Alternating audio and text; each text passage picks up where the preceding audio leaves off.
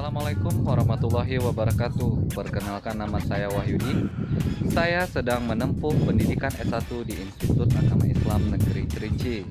Saya dari Prodi Tadris Biologi, Fakultas Tarbiyah dan Ilmu Keguruan, IAIN Kerinci. Video kali ini merupakan salah satu program kerja kuliah kerja nyata dari rumah tahun 2020. Berikut ini penjelasan apa perbedaan endemi, epidemi, dan pandemi.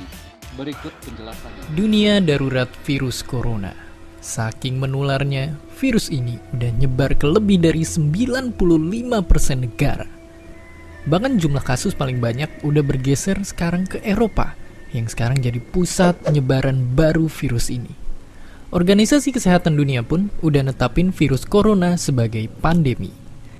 Tapi tunggu dulu, sebenarnya apa sih itu pandemi?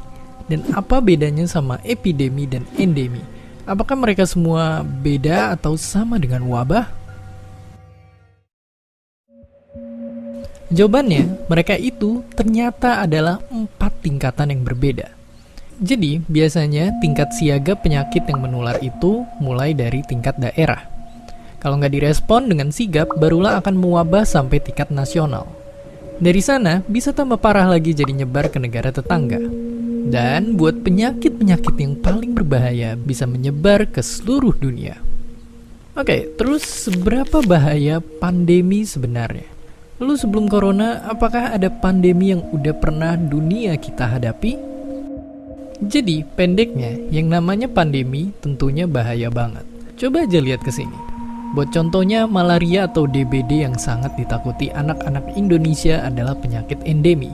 Kalau kamu pernah dengar tentang Ebola yang ramai di negara-negara ini, itu semua baru tergolong epidemi dan bukan pandemi.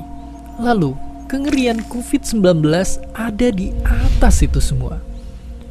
Tapi meskipun begitu, virus corona bukan pandemi yang pertama dan nyatanya bukan yang paling mematikan juga. Untuk contohnya, kita pernah dilanda satu pandemi yang saking mematikannya dikenal sebagai Black Death.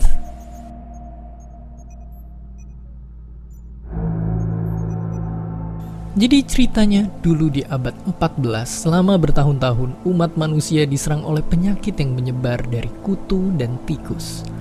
Korban-korban yang berjatuhan tubuhnya berwarna hitam akibat infeksi bakteri.